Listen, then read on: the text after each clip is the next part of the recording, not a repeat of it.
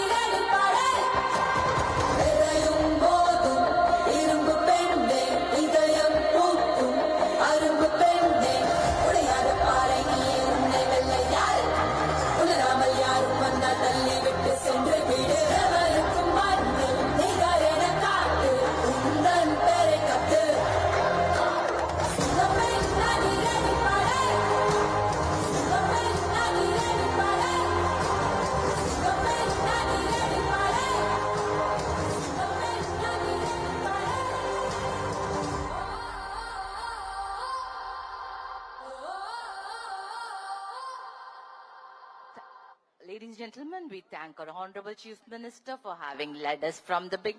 Sir, thank you, sir. We'll follow your footsteps. சில தலைவர்கள் காலத்தை பின்பற்றுவார்கள், சில தலைவர்கள் காலத்தை வழிநடத்தி சகாப்தமாக மாறுவர்.